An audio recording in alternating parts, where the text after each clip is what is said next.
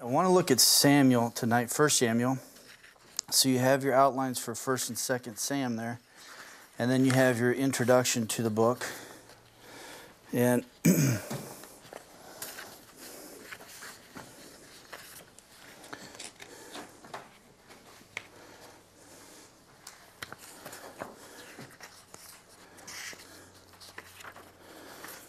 in your introduction, 1st and 2nd Sam is kind of interesting because originally there were 4 books altogether combined. See. Are you being taped right now? Yes. But you can ask a question if you want. Okay. So originally there were 4 books, 1st and 2nd Kings, 3rd and 4th Kings. And then it was divided up into 2 groups of 2. And in my Hebrew text that I have, it is Samuel, 1st and 2nd, Aleph, Beth. And that's how they combine them. They keep the 2 of them together, but originally you had 4 books all connected together. And pretty extensive on the background as far as the historical setting in that. The authorship, you can enjoy that reading. It's kind of interesting when you get to the Old Testament. Again, it's not, we talked about last week, it's a lot clearer with the New Testament as far as who the authors were. No-brainer, Paul, Peter, so on. But Old Testament, it's not always so easy to pinpoint, but we can at least put it within a framework. We all understand that the authors of both Old and New were under the guidance of the Holy Spirit. They were borne along by the Holy Spirit. And Peter used that description of the wind filling a sail as he bore them along. And so we know that they are all divinely inspired. They are God's Word. And the canon, we know, can almost be absolutely sure that when the time of Christ came around, that the Old Testament canon was closed. And there was never, ever, if you watch his debates with the religious leaders, there was never, ever a debate about canonization. It was always about interpretation, which would indicate the fact that they all agreed that the canon is closed. These are the books of the Old Testament. They were all affirmed to be so, even though by the time of Christ, they were using the Septuagint more than anything else because most of them had forgotten how to speak their native tongue. And so they were using the Septuagint translation. I got a little bit of a burr under my saddle, so I apologize. And so one of the handouts I gave you is Arguments Against the Alternative Site for Sinai. I was working on the Judges, and I was reading some articles, one of them from one of my professors from Master Seminary, Dr. Barrick, and he was responding to a series of questions dealing with the 2 different sites. There have been other sites that have been postulated, but there are really only 2 that people look at today for the most part. The one, Sinai, where we all agree that's, or at least most of us hold that's where the Mount Sinai originally is, and then there's over in Saudi Arabia, which was then Midian. So what I decided to was just as I was reading through these articles, wanted to respond on my own, but also use some of the argumentation that was used by Dr. Barrick and some others in articles that I've read. And so I've laid them out for you. And the final one is basically the 9th one, this alternative location. If you hold that Mount Sinai was over in Saudi Arabia, then Midian, this alternative location would not make sense based on the route of the Exodus. And what I did was I just did a summary sketch of the route of the Exodus. So I walked through the passages, indicated the geographical markers and so on, the places where they went, and just sort of mapped the trip to Mount Sinai.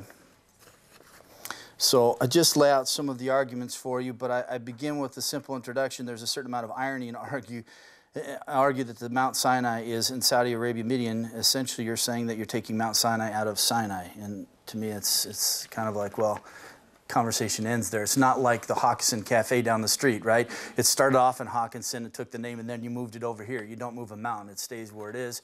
And it was in Sinai, and that's where it ought to be. So I with the date of the Exodus, and then I gave my reasons why I hold to 1445, and also the Hyksos rulers and those kinds of things. So I decided to do that with this. This one's a little more extensive. The other one was a little more simplistic. For me, there were only 2 major reasons, and really boils down to hermeneutics and literal interpretation on the first. But this one I thought that just to lay out some good arguments in regards to the 2 alternatives. So do what you will with that. I find it interesting, though, that this was not the first time that it's been suggested that Mount Sinai was in in Saudi Arabia or in Midian. Point 5. Yeah, point 5, argument 5. The placing Mount Sinai in Saudi Arabia, then Midian started a Muslim polemic. Placing Mount Sinai somewhere in Arabia is not new, contrary to what has been implied. And so basically, Muslims went around, and because they wanted to mess up Christians, they started relocating everyone. Well, no, Mount Sinai isn't over, it's over here, you know. And there was also a fad that started in the 1800s into the 1900s, where they started focusing everything into Arabia, which is interesting because then it led to the thought, well, some were suggesting that everything took place in Arabia, that the Exodus wasn't from Egypt, it was from over here in Arabia. So one of the things I look at is the plagues. Well, in the plagues of the locusts, when God sent a west wind and drove them out of the land and they went into the Red Sea, Yam Suf, right? If they went into the Red Sea and the wind was coming from the west, it's impossible for this to take place in Arabia, because if you're in Arabia and you're sitting there in Midian and you go to your right, there's nothing but desert. There's no Red Sea. It's to your left. It's to the east. So, and I try to argue as many of them from Scripture as possible. I get into the Hebrew just a little bit on a couple of points, but anyway, it's just one of those things that sort of got under my skin and I had to deal with it, so I just thought I would do it and hand it out to all of you, and do with it as you will. You know, the nice thing is, does it have anything to do with our salvation? Not really. However, we don't want to be right, we want to get it right? We don't want to be right because we want to go around saying, I'm right, you're wrong. But we want to get it right, and we want to be as right as we possibly can. We want to be accurate in everything that we do in regards to the Word of God and what we study. And so hopefully you can see that you can interact with the Word of God and answer a lot of these objections and different views and so on, and they should drive us there. But also there's a little bit of history in here just to let you know that it's nothing new, and it's basically been shot down every time it's been proposed. So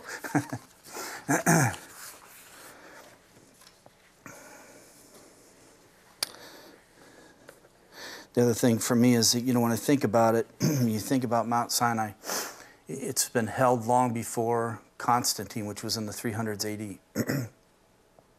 There were those back just after the apostolic age who traveled, and they held that Mount Sinai was in the Sinai Peninsula. And so something for me that has been held that long, I'm not too quick to set that aside and reject it for something new that's come down the pike. You know what I'm saying? There is something to be said for our history. There's something to be said for church history, and that's why I think most people in the church should have some basic knowledge or working knowledge of church history. We need to know where we came from. We need to know some of the battles that were fought, some of the positions that were taken, because even some of those positions are being challenged now. And we need to know those things. And that's for another class. But 1 Sam, I'd like to take you to 1 Samuel this evening. We'll go back a little bit. So we're looking at our key 11 books. 1 Samuel is one of them. Move on to 2 Sam. I was going to try and combine the two together. Just it's too much. So we're going to hang with 1 Sam. And you'll see, though, in my outline tonight that I actually do deal with both of them, because I look at 1 and 2 Samuel we look at from the perspective of three key individuals. The first one, Samuel, the second one, Saul, and the next one, David.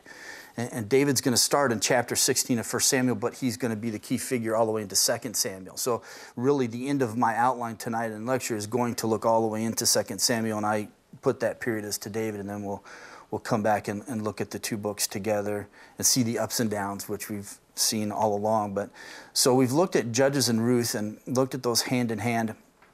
If I make a progression from Joshua to Judges and then to Ruth, so I'm going to do a comparison from Joshua to Judges and then from Ruth to Judges to sort of get a sense of how everything fits. But with Joshua, we had the issue of freedom, then Judges, bondage. With Joshua, we had progress, and with Judges, we had decline.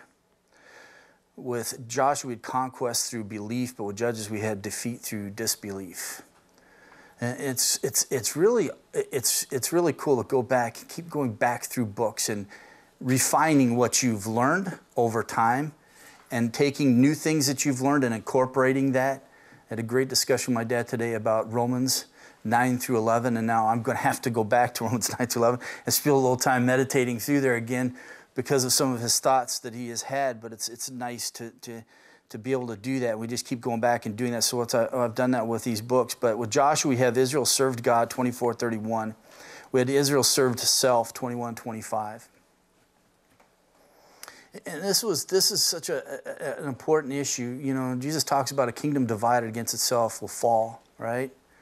And this came under the accusation that Jesus was casting out demons by the power of Beelzebul, right? By the power of Satan, he's casting out demons. And Jesus going, that's not even logical, right? I mean, do you hear the words that you're saying? Why would Satan do that to himself? Any kingdom, any household, anything, right, divided against itself will fall. And what you began to see in Judges was essentially that. It was that the nation was fragmenting. And it wasn't all like all at the same time. It was just different areas. And when they started to turn to do what was right in their own eyes, it started with the territories, then the clans, then the families, and it just boiled down to individuals. And we saw that with the epilogue at the end of the book, that just a series of episodes of things that happened during that time period. But you realize the demise that comes when they take their eyes off of God and focusing on God and His principles and rules and guidelines and keeping everyone centered on that. What happens when you start thinking about doing things your way and forget God's way, and how it just fragments everybody. And we saw that when the tribes, when we had Reuben, Gad, and half tribe Manasseh, they were going to go back to the other side of the Jordan, right, to set up, their living, and they were going to reside there. And they built that altar. And so the other tribes were thinking, man, they're trying to fragment from us. They're splitting apart, right? And they got angry because they knew how serious of an issue this was. And they alleviated their fears and said, that's not what we're doing. We're going to set up as a witness, so that there wouldn't be a division between us and the rest just because we're divided by a river, the River Jordan. But we can see how easily that happens. And so you take that lesson into your own household. The moment that each one of us starts taking our eyes off of God and off of His Word, we start doing things that seem right to us rather than what God says is right. And we just start fragmenting ourselves. And before you know it, we're going, what happened, right? We're in this state of demise. So we had objective morality, and that's what happens when we draw our truth from God. It's an objective truth. I was going to do something on Sunday, and I decided not to. I was going to go back to Romans again, although I had completely just had prepared my message for Psalm 119. Then I just scrapped it. I was going to do Romans, but I'm going to go do Psalm 119. But I wanted to go Romans. I was going to talk about logic and Christianity. And I think that without going beyond that which stands written and obliterating Romans, it has a lot to say about that, but I decided to wait for another day. But one of the things that deal with is the issue of objective truth and objective morality in those absolutes, and what happens when we start setting God aside. And Paul very well deals with that issue in the first chapter of Romans 1, right? But we're not going to get to that Sunday. But the flip side to that is subjective morality. We see that in liberal theology, and I know we don't like terms like that, but sometimes we have to do that. So we have to, we know who we're talking about and talking to and talking with. So sometimes categories are helpful. We don't want to lock people in boxes, though, right? Because remember, we're dealing with individuals. But with liberal theology, that's what they moved away from. They were moved away from God's revelation in Scripture, His special revelation, and they started moving towards nature.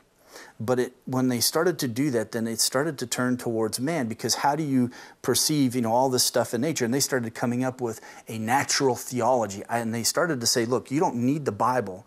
This is a superfluous revelation from God. All we need is nature, and we can extrapolate all of these things from nature and because of how amazing our reason is and how intellectual we are. And they fall into the same rut that the Greeks did with all of their philosophies and so on. And then you start moving towards this anthropocentric theology rather than a theocentric theology, and they start moving away to this subjective morality, and you've got all kinds of trouble that come from that. And it has influenced the church over the years, but there have been those who have said, nah, you got to go back to what God says in His Word, and that's where we got to go. But we have Israel pressing onward, Israel spiraling downward. Again, it wasn't just a circle, but they were continually moving down. They kept doing what was even worse than the generations before. You had sin judged in Joshua, sin tolerated in Judges. We had faith and obedience in Joshua. We had lack of both in Judges. And really, I put this last in the list because it's crucial. Israel knew the person and power of God in Joshua. Israel did not know the person and power of God in Judges chapter 2, verse 10. Makes a big difference. I was listening to a pastor today on the radio, and I don't do it often because I'm not normally in the car that much. I'm usually studying all day. But I was going to get my shot, so I'm listening to this pastor, and he was talking about the issue of prayer life, and it was just so insightful, some of the things that he was saying, but it really boiled down to this. He said it was interesting because he was talking about how anemic our prayers can be. And he said the reason why they're so anemic so often is because we do not tap into the depth of who God is. If you don't know God, right, then you can't pray with God on your mind. And when you look at the Psalms and some of the petitions made and the way that God has cried out to you, there's some pretty deep truth there. So if we take the comparison between Ruth and Judges then, and again, Judges just stands out so markedly in this era of transitioning from Joshua and into Ruth. But Ruth, we have fidelity and purity. Judges, we have immorality. With Ruth, we have following the true God. Judges, we have idolatry. And again, we have the contrast between a Gentile woman and, a nation steeped in the teachings and the actions of God, right? They've experienced all of that. Devotion, Ruth. Disloyalty, Judges. Love in Ruth. Lust in Judges. I'm just looking at some of the lifestyle, the depravity that closes the book. We have peace in Ruth. We have war in Judges. And what brought the war on was just their sin, right? They were under oppression. God sold them out cheaply to their enemies. That's such a heavy statement, right? Just think about that thought for a moment. Go back to Judges and times where it makes reference to the fact that God sold them out for no profit to their enemies. In Ruth, we have kindness. Judges, we have cruelty. In Ruth, we have obedient faith that leads to blessing. In Judges, we have disobedience that leads to sorrow. And the truth has not changed. It remains the same. Can I say that? Borrow Led Zeppelin, right? The song remains the same. Doesn't ever change. And then we have spiritual light, Ruth, and we have spiritual darkness, Judges.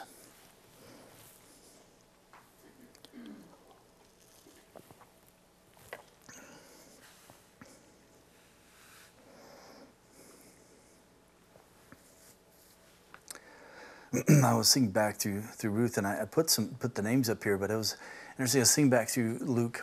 I thought about doing that. I might do that at Christmas time. I don't know. I have to think through it a little bit. But I was thinking about doing Luke chapters 1 and 2. Start before Christmas and work through it through Christmas. Just doing those 2 chapters, but doing it in great detail. But I was thinking back through Luke 1 and 2, and it was interesting just thinking on the name Zacharias and Elizabeth. Zacharias. Right? God remembers. Yahweh remembers. 400 silent years, and then finally God speaks, right? He didn't forget. The rest of the people forgot, right? A lot of them forgot, but God didn't forget. And then Elizabeth, God is my oath, right? And her name actually reflects on the fact that God is absolutely reliable. Luke doesn't bring this out in context like Matthew does. You shall name Jesus. Why? Because he's going to take away the sins of his people, right? He's going to bring them salvation. Luke doesn't do that with the names, but it's just interesting to me to look at God's sovereignty, even in the people that he uses and the names that they bore. Naomi means pleasant one, but then she said, call me Mara, please, better. Ruth 1-2, right? We have Ruth, whose name means friendship, and Boaz, in him is strength. It's amazing how God works. And just these little behind-the-scene things, right? These little details that oftentimes we don't know, but God knows. It's like if you take an amazingly embroidered rug, and you take it and you flip it over and you see all of these strings woven, tied, all of these knot systems going on, so that when you flip it over, you have this amazing design on the other side. You have all these little hidden things that God has done to just produce this a beautiful plan that he has, and it reflects his sovereignty. So let's move to Samuel. We'll trek through Samuel. This is another one of our 11 key books. And it will advance the narrative for us. If we can put it in broader scope, again, trying to keep us focusing on the big picture, we have Abraham, the nation's birth and infancy, Joshua, bondage in Egypt, Moses and Joshua, Exodus and entrance, Othniel and Samson. I took the two ends, the extreme. And we have the judges. We have Saul, which is kings, Isaiah, captivity, Nehemiah, restoration, and then between the Old and New Testament, the 400 silent years, and then we have the coming of Christ.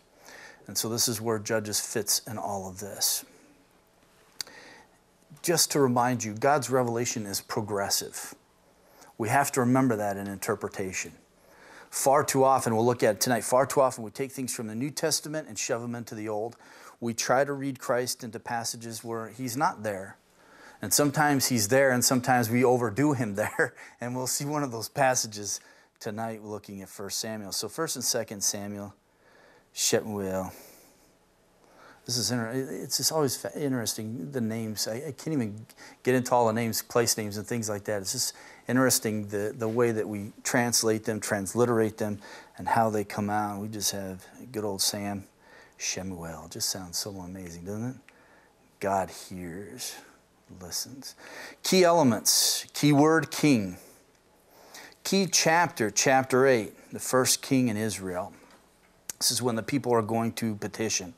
These are good things to have down, if you will, in your notes. Key verses 2:30, 8:7, 15, 22 through 23, and then 16:7. We have key characters, Samuel, Saul, David, and they will be the framework for the outline. Or at least they'll be seen in the outline. And then geography is the land of Israel. So they are in the land. They are there. They are residing.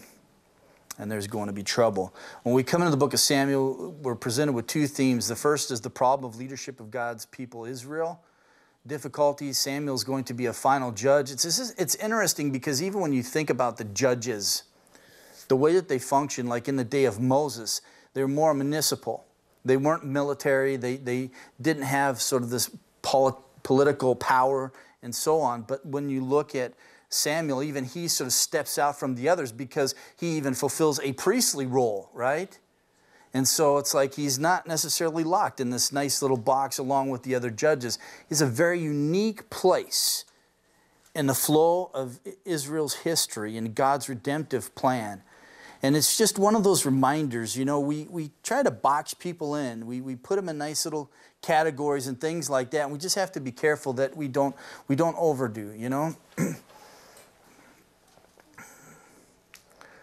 But we also have another thing that pops up is the presence of God in their midst. And it's going to be something that is necessary. And it's going to come with Samuel. And just go with me to chapter 4. Well, let's start with the end of chapter 3. 1 Samuel 3:19, it says this, "Thus Samuel grew and the Lord was with him, and let none of his words fail. All Israel from Dan even Beersheba knew that Samuel was confirmed as a prophet of the Lord. And the Lord appeared again at Shiloh, because the Lord revealed himself to Samuel at Shiloh by the word of the Lord." Now notice this 4:1, "Thus the word of Samuel came to all Israel." The connection between the word of Samuel and the word of the Lord. God is going to speak and speak mightily through Samuel, and God is going to turn the nation around to some degree by using Samuel. There wasn't just a problem with the priests, we'll see as we go through 1 Samuel, but there was a problem with the people. There was moral laxity within the priesthood. There was moral laxity among the people, and this was the difficulty. They needed a spiritual leader, someone who was walking with God, someone who would lead them in the direction that they ought to go. And even when God granted them the request for a king, and so Samuel says in chapter 12, "Here's your king, here's the one you asked for, but let me give you some advice." Okay? Walk right with God or you're going to be in trouble. Okay? God may have given you what you wanted, but you need to understand, you need to be exhorted to do what you've always been exhorted. So the period of Samuel's the last of the judges, 1:1 through 7:17. We have the transition, the house of the Lord, in the first 4 chapters at the beginning of chapter 4, verse 1. And I put that there. I mean, the sort of unfortunate thing sometimes when you're outlining is that we follow chapters and verses as we see them, but we realize that they weren't there originally when these books were written. They didn't have chapters and verses. And so oftentimes these chapters and verses divide the text where they ought not to divide the text. I was reminding my kids the other night, context is together with, and text is woven. Context is that which is woven together. And we want to make sure that we keep that context together and we don't pull it apart. Okay? So you have to follow the patterns of the fabric, right? Find the outline, find the flow, the message that's there. And I know it's difficult, but that is our task. So sometimes these chapters and verses don't help us out very much. They're great when you're witnessing because you memorize the references, but frustrating when you're trying to study a book and put it together. Samuel's birth and childhood, chapter 1. So if you turn there with me, we have Samuel's family introduced to us, chapter 1, verses 1 through 3. We all know the story, so I'm not going to get into all of the detail, but just some of it to sort of understand the plight of what's happening, not just in the nation, but in this woman's life. And we have Hannah's problem in chapter 1, verses 4 through 8. So we have this sort of introductory section, introductory to the characters that are going to play a major role in the first part of this book. But 4 through 8 says, whenever the day came for Elkanah to sacrifice, he would give portions of meat to his wife Peninnah and to all her sons and daughters. But to Hannah he gave a double portion because he loved her. And the Lord had closed her womb. Because the Lord had closed her womb, her rival kept provoking her in order to irritate her. And this went on year after year. And whenever Hannah went up to the house of the Lord, her rival provoked her. Still she wept and would not eat. And Elkanah, her husband, this happens. Elkanah, her husband, would say to her, Hannah, why are you weeping? Why don't you eat? Why are you downhearted? Don't I mean more to you than, 10 sons, right? I mean, sometimes husbands, we just don't get it, right? He just didn't get it. Writing was on the wall, it's pretty clear, but he was missing what was going on. So we have Hannah's prayer in chapter 1, verses 9 through 18. It was given in great distress. Verses 10 and 16, it says, in bitterness of soul, Hannah wept much and prayed to the Lord. Verse 16, do not take your servant for a wicked woman. And this is a response to Eli. I have been praying here out of my great anguish and grief. So not only was the nation in a bad way, Hannah was in a bad way, but God was going to use her in a mighty way by the birth of this one child, and he was going to continue to bless her. But she followed that prayer along with a vow in verse 11, and she made a vow saying, O Lord Almighty, if you will only look upon your servant's misery and remember me and not forget your servant, but give her a son, then I will give him to the Lord for all the days of his life, and no razor will ever be used on his head. And she made that vow, and she fulfilled that vow. I love that, because you know how many times we've vowed to do things to the Lord, right? And not actually followed through. So to me, promises are crucial. You'll ask my kids, I don't make many promises, but when I do, I do everything I can possibly do to make sure I fulfill them. They acknowledging God's sovereign and things happen sometimes, but it's crucial if you make the vow to fulfill that vow, right? And Jephthah, right, made the vow. Painful as it was. Samuel's birth, 1:19 through 23, and then we have Samuel's presentation to God in chapter 1, verses 24 through 28. It says, after he was weaned, she took the boy with her, young as he was, along with a 3-year-old bull and an ephah of flour and a skin of wine, and brought him to the house of the Lord at Shiloh. And when they had slaughtered the bull, they brought the boy to Eli, and she said to him, as surely as you live, my Lord, I am the woman who stood here beside you, praying to the Lord, and I prayed for this child, and the Lord has granted me what I have asked of him. So now I give him to the Lord. For his whole life he will give over to the Lord, and he worshiped the Lord there. So this is our introduction to Hannah's plight, and we see that God is faithful to in response to her. And it's interesting because she is faithful to her vow. She makes it, she keeps it, but she follows it up by this great song, which many think that influenced Mary. And there are some parallels between this song and Mary's song in Luke's gospel. But first she begins by exalting the Lord in chapter 2, verse 1, then extolling the Lord 2 through 8. I mean, when you read through this, you realize this woman knows her God. This is an act of worship of someone who really understands who God is. She knows who he is. These aren't just empty words. And then expectation from the Lord, which is interesting. Notice with me verses 9 and following. And he keeps the feet of his godly ones, but the wicked ones are silenced in darkness. For not by might shall a man prevail. Those who contend with the Lord will be shattered. Against them he will thunder in the heavens. The Lord will judge the ends of the earth, and he will give strength to his king. There is no king yet, right? And will exalt the horn of his anointed. Yeah, she's expecting something from the Lord to come in the future. And does this look forward all the way to the Messiah? I leave that for you to meditate on. But nonetheless, she still knew the words of Moses When Moses said that there was going to be a king and the regulations were given as if they establish a king, this is what he is supposed to do. These are the requirements and so on. She knew those things. She knew those things. She knew and expected that God was going to bring this about, or this was going to happen, because it came out of the mouth of God's prophet Moses.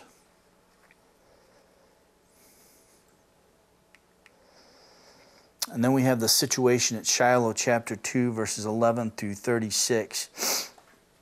And I divided here, and it should be here. Then Elkanah went home to Ramah, but the boy ministered to the Lord before Eli the priest. And you could really just divide verse 11. First part goes with the last half. Second part goes with the next half.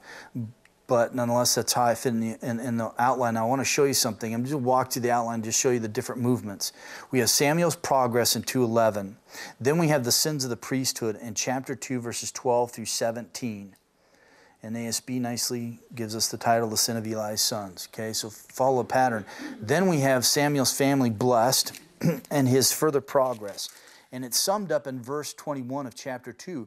The Lord visited Hannah, and she conceived and gave birth to 3 sons and 2 daughters. And the boy Samuel grew before the Lord. And so right in the middle of, we will see, the sins of the priesthood, we have Samuel's family being blessed and Samuel progressing. And then after talking about the sins of the priesthood again, we have Samuel's progress in chapter 2, verse 26, and then the rejection of the priesthood, 2:27 through 36. This is an interesting flow of thought, and there's so much with Hebrew we just can't do. We just don't have time for. But it's amazing how they guide you in interpretation. They lead you to the point that's being made. And Robert, thank you for Sunday with Psalms 19, the chiastic structure. I love when people talk about that stuff. But that's what they do. They use these devices to help us lead in the direction of where they want us to focus, where God wants us to focus. And it's interesting because you have Samuel's progression in verse 11. We have Samuel's progression in verse 26. We have the sins of the priesthood in 2:12 through 17. The sins of the priesthood are returned again in 2:22 through 25. And then we have Samuel's family blessed and his progress right in the middle of this. God is going to use this family in the midst of all this sinfulness, not just in the people, but in the priesthood. And he's going to use this family, but especially this boy, to do something radical in the nation. Imagine what God can do if we offered up our children back to Him. You know? We used to do baby dedications, right? Not that we have to do those, but I appreciate the heart behind it when families want to do that, right? It's the desire of raising up children who will serve and honor God with their life. But it's interesting, the alternation back and forth, and these were not pleasant gentlemen. Chapter 2, verse 22. Now Eli was very old, and he heard all his sons were doing to all Israel, and how they lay with the women who served the doorway of the tent of meeting. Not good, right? There's some immoral stuff going on here. And it's interesting, it bewildered me. So many times I was saying, what are the women doing at the temple serving? Where do they come from? We go back to Exodus 38:8.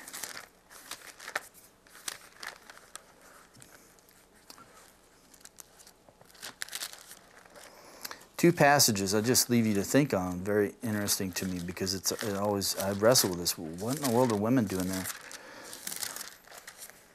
But 38:8, Exodus 38:8, this was in the construction of the tabernacle and that. And the tabernacle is completed in chapter 3. But in verse 8 it says, moreover, he made the laver of bronze with its base of bronze from the mirrors of the serving women who served at the doorway of the tent of meeting. I don't know any other reference to them but that one and the one in 1 Samuel. Where do they come from? I don't know. Why are they there? I don't know. Serving. It's interesting because I was coming across this last time. You always learn something new. So in Numbers 31, go with me in Numbers 31. Just stuff to think on. We'll get back to Samuel. Numbers 31, we have the slaughter of of Midian that comes, and God's going to deal with the warriors who went out to battle. And he's going to give them instruction. Let's start with verse 16 of chapter 31. And behold, these caused the sons of Israel through the counsel of Balaam to trespass against the Lord in a matter of Peor. So the plague was among the congregation of the Lord. Now therefore kill every male among the little ones, kill every woman who has known a man intimately, but all the girls who have not known man intimately, spare for yourselves. Now it's interesting that if you jump over in chapter 31, there's going to be the dividing up of the spoil, first in regards to man, and then in regards to the animals. In verse 26, you and Eleazar the priest and the heads of the fathers' households and the congregation take count of the booty that was captured, both of man and of animal. Of man, referring to the women who have not been married or what have you. And it's going to be divided up among everyone, even the Levites. So if you read further down in chapter 31, we have the division, and the portion's going to go to the Lord, but it's going to go to the temple. Let's see if we go through, I don't want to read through all of these accounts. Well, let's start in verse 36 of 31. The half of the portion of these who went out to war was as follows. Numbering of the sheep was so-and-so. They had the Lord's levy of sheep. You had the cattle, verse 38. Verse 39, you had donkeys, and from which the Lord's levy was 61. You had the human beings were 16, right, 1,000. And then we have from whom the Lord's levy was 32 persons. And they were going to be given to the Levites.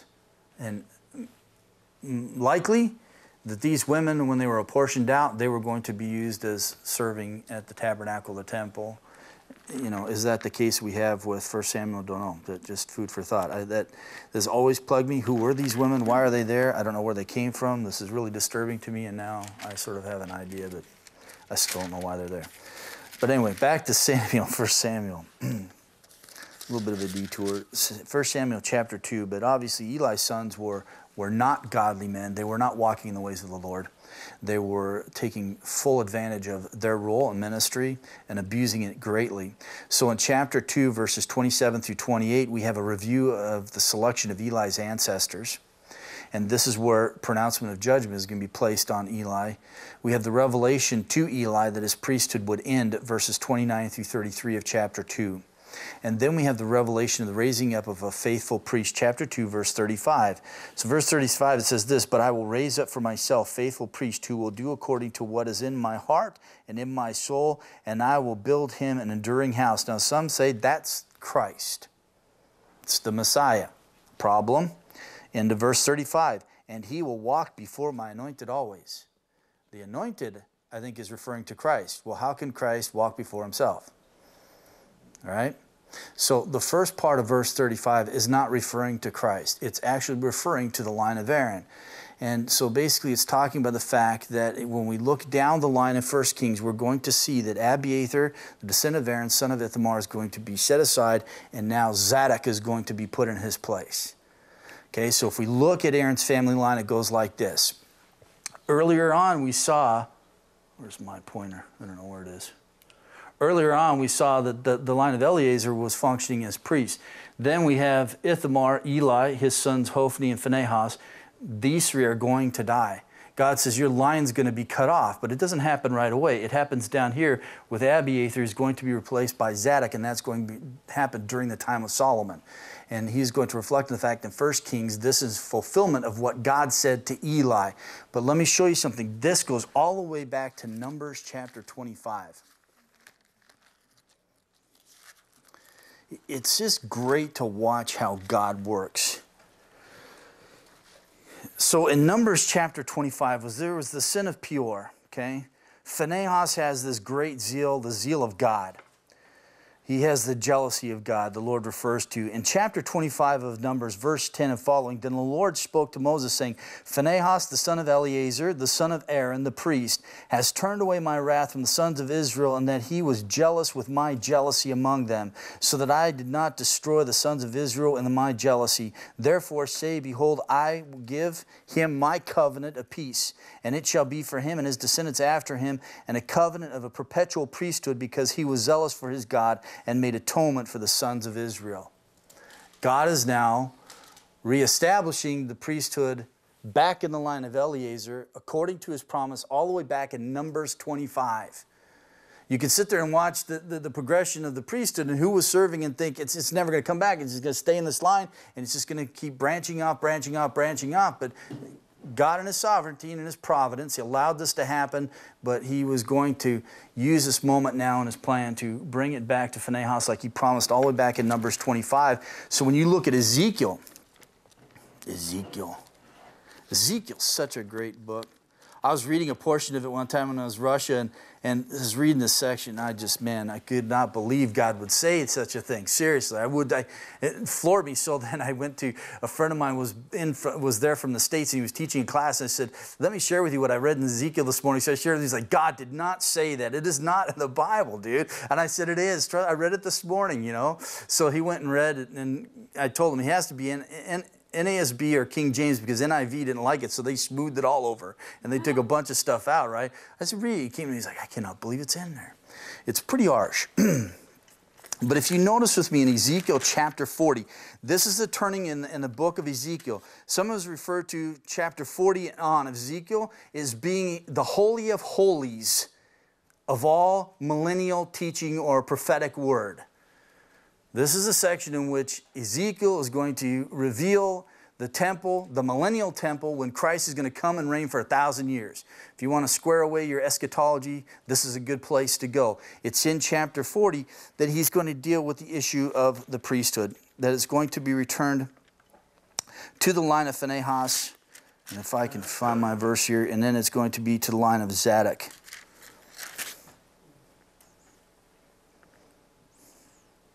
And I will find it. I know it's here. If anyone sees Zadok's name, let me know. It's in 44 too. That I know. You can go there if you like. I know it's in 40, but it's now escaping me. Thank you. But the chamber which faces toward the north is for the priests who keep charge of the altar. These are the sons of Zadok, who from the sons of Levi come near to the Lord to minister to Him. They are going to serve as priests in the millennial kingdom. So God, in His covenant promise to Phinehas, all the way back in Numbers 25, we see that God is faithful to His word, no matter what, and how Eli and his son's sin play into this. We see that it does. And therefore, God is going to cut off their line. He's going to judge them for this. It's not going to happen right away, though. You're going to have those serving from either line during the time of David. And it's not till Solomon when actually he takes the right from Abiathar and he gives it to Zadok. Sometimes when we hear God speak and say, "I'm going to do this," we want it right here, right now, on the spot. But no, it's all when He's going to do it. And then God's going to establish the reality of the revelation in verse 34 and also affirm it in chapter 4, verse 11. So God says, "This is what I'm going to do." And when He calls Samuel in chapter 3, He's going to affirm the fact that He's going to fulfill His word in regards to the line of Eli. And in chapter 3, verse 1, we have this statement, "Now the boy Samuel was ministering to the Lord before Eli, and word from the Lord was rare in those days. Visions were infrequent." So we have the word of the Lord and visions. Those were things that were given to prophets. They were spokesmen from God. They saw things that God wanted them to see, allowed them to see, that were going to reveal something new to the people. And basically the reason for the mention of this, there's two reasons for it. The first reason is this. The statement draws attention to the fact that Israel was in need of prophetic guidance. A loose interpretation from Proverbs is that without vision, the people are in mayhem. They needed some spiritual guidance. And then the second reason for the mention of this in 3:1 is it explains in advance why both Samuel and Eli were surprised when the Lord called aloud to Samuel. Right? 3 times he calls Samuel. Samuel goes to Eli. Finally, Eli catches on what's happening. He says, next time he calls to you, you say, here I am, Lord. It was infrequent in those days, and so therefore this was an unusual thing. And so we have the voice of the Lord in chapter 3, verses 1 through 10. We have the Lord's message in 3:11 through 14. And he's going to affirm that he's going to make good the word. Verse 12, he says, in that day I will carry out against Eli and all that I have spoken concerning his house from beginning to end. Right? If it's thus saith the Lord, it's thus saith the Lord, it will happen. Then we have the Lord's confirmation of Samuel 3:15 through 4:1a. And what a confirmation. The Lord would not allow the words of Samuel to fall. And the word of Samuel came to all Israel during those days. When you look at his lineage, though, it wasn't the same for his sons. They were wicked men, right? He couldn't appoint them to judge the people municipally, and then they were just worthless. And the apples fell really far from that tree. The national disaster at Aphek in chapters 4 through 6, we have the capture of the ark. So the Philistines, one of the arch enemies of the nation of Israel. I won't get into the history of the Philistines, but it's very fascinating. So they go out to battle against each other. The nation of Israel, they decide, we need to go get the ark, right? We need it for battle. They hear the cries from the people, and they think, man, this is not good, right? Philistines are starting to freak out a little bit, worried about the gods over there. But actually, God allows them to capture the ark. He allows them to have victory over his people. And then we have news that comes back to Eli that his sons have perished, and Eli does what? Right? Croaks over. Right? In fulfillment of what was going to happen. Then we have the power of the ark, chapter 5. The god Dagon. Right? And then we have the return of the ark, chapter 6, verse 1 through 7:1.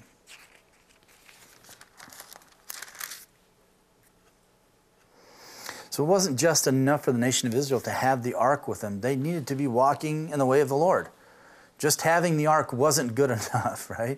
Because God wasn't in their presence if they weren't being obedient to him, and he made that very clear to them, all the way back in the days of Joshua and even before then with Moses' words. So here's the trek. If we have the trekking of the ark, it moves from Shiloh to Ebenezer and to Aphek, and then it's going to be taken all the way down to Ashdod. And this was brought to the temple of Dagon. Then they moved it to Gath, then up to Ekron, then to Beth Shemesh, and then Kiriath Jearim. And there it was going to stay until the time of David, when he would go fetch it and bring it, right? And then he was going to later establish his capital.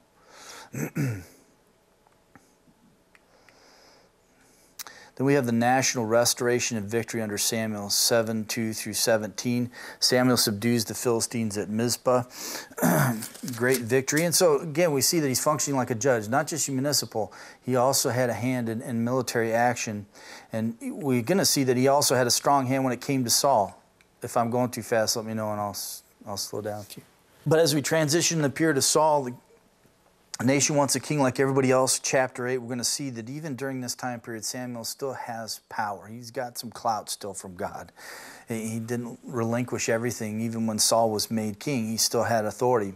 So this section gives a description of the subsequent events that brought Saul to the throne of Israel. Saul being the first king of Israel, he naturally plays a prominent part in the history. But the biblical author never lets us forget Samuel. He never lets us forget it. And really, the last chapter in this whole section, chapter 15, we still see that Samuel has authority from God. He has that God-given authority that he can reject Saul's kingship. So it's unique, the role that Samuel played. He had a unique place and a unique time in history to do God's purposes. Do you realize we all have the same, right? The same kind of existence in the plan of God. We all have unique roles in what God is doing. They may not all be so showy like Samuel's, but nonetheless, just as vital, just as important. But Samuel was still going to maintain some authority even when Saul was king. So we had the demand for the king in chapter 8, verses 1 through 9. This was asking for a king who was head and shoulders above the rest, but this wasn't the first time that the people wanted in their heart to have someone rule over them. It's like they had to have something tangible, right? I mean, like we talked about before, they just couldn't grasp an invisible king. They couldn't handle this invisible God, although he was so present and tangible by the things that he did, right? How he directed history, how he worked in their life, but yet at the same time, they just wanted to be like everybody else, which is really bewildering. You know, I mean, you go all the way back to the Exodus. God takes you out of slavery, and you keep wanting to go back, right? He wants to bring you to your own land, and you want to go back to subjection in someone else's land. He's going to bring you to a land flowing with milk and honey, and you delude yourself saying, well, we had meat and pots, but you probably didn't, right? It's just amazing how much God just wants to give and how much he wants to show us and to do and to allow us to see just how amazing he is. But we just keep wanting to go backwards. And we want to be like everybody else and not accept what God has for us. That's why I like Judges, or Joshua, the first part, being crossover people. It was a pivotal point. Pivotal points in our life when we are to be crossover people. We need to just trust God, and we fail to do that, and then we just don't get to see what he's going to do. The Israelites said to Gideon, rule over us, you, your son, your grandson, right? Let's establish a kingship. Because you have saved us out of the hand of Midian. But Gideon told them, I will not rule over you, nor will my son rule over you. The Lord will rule over you. Just kept wanting a human king. So God's going to finally give it to him. You keep asking him, fine, all right, I'll give it to you what you want, but you're not going to like it, right? You're not going to like it. So disparaging description of the king in chapter 8, verses 10 through 18. Then the demand for the king reiterated in verse 19. Even all of what Samuel said should have deterred them, but no. He gives them the strong warning about a king, and then still, verse 19. Nevertheless, the people refused to listen to the voice of Samuel, and they said, no, but there shall be a king over us. And ultimately, God reveals that they're rejecting me as their king. And Samuel knew this, and this is what irritated Samuel so much. Saul's elevation to kingship, 9:1 through 12:25. So we have this long, drawn-out narrative as far as Saul and his taking the place. It's just interesting, you know, like, and some explain away that Saul was such a humble man and therefore he was hiding behind the baggage. But, you know, he's head and shoulders above the rest. He's the kind of guy you look at and go, that guy should be king, right? Look at David, little ruddy kid out there. Dang, this is not the dude, right? God says, Samuel, no, that's not the one, that's not the one. Samuel's going, you got any more sons? Who else do you got? But if I'm looking from human perspective, these guys, man, they're pretty big, macho, studly. These look like they should be kings. Oh, there's one more out in the field. Do you want me to bring him in? Though when you look at the contrast of lives, to have God say that David was a man after his own heart, yeah, we know the things that David did, but that says a lot from God about the character of David, right? Don't judge a book by its cover. And Saul, although he was head and shoulders above the rest, when it came to his inauguration, he was hiding behind the baggage. So Saul is going to be anointed by Samuel in 9:1 through 10:8. Then we have Saul made king in 10:9 through 27. It's a lengthy process. All these things had to come into play for the affirmation of that. Saul rescues the city of Jabesh in 11:1 through 11.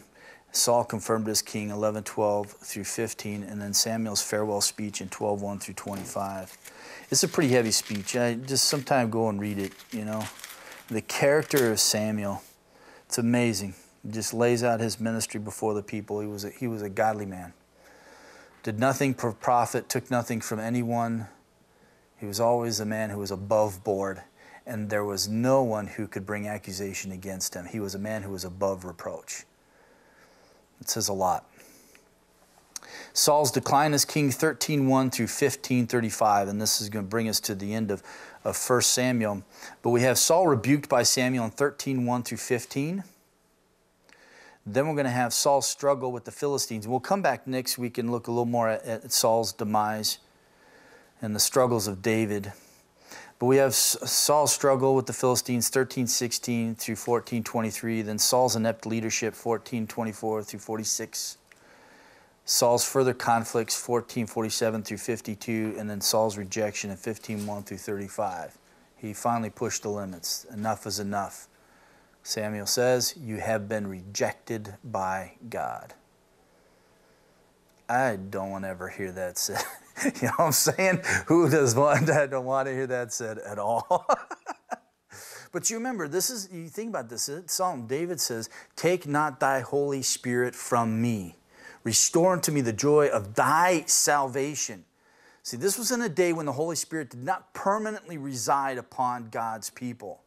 The blessing is today he does, right? How awesome that is. But back then it wasn't the case. And God was going to take his spirit from Saul and he was going to place upon him an evil spirit and he was going to drive Saul nuts. And we find that interaction between Saul and David. Great lessons to learn too there. You know, watch David. He was already anointed. He was God's anointed. But when he was given opportunity, and his men are like, kill him, kill Saul, right? Opportunities, he had to take him out, and he would not touch God's anointed. Why? He was waiting for God, and he even challenged Saul, we will leave it to the sovereign hand of God who is to be king. And although he had even had times to go to the place of the enemy and act like a madman, drooling down his beard and all of that stuff just to survive, he was going to wait for God and his timing, and eventually he would be affirmed as king by God. Amazing. So the period of David starts in chapter 16, verse 1 of 1 Samuel, and it runs all the way through 2 Samuel 24, 25, the man after God's own heart. We have David's election and exile starting in 16:1 through 31:13. The Lord's choice of David, 6:1 through 13. This is my kind of king. David in the court of Saul, 16:14 through 20:42. David fleeing like an outlaw, 21:1 through 28:2. And then the last days of Saul, 28 through 31. So we'll come back next week and we will look at 2 Sam and we will look at a little more closely at some of the movements in Saul's decline and the struggles of David and the things that he will go through.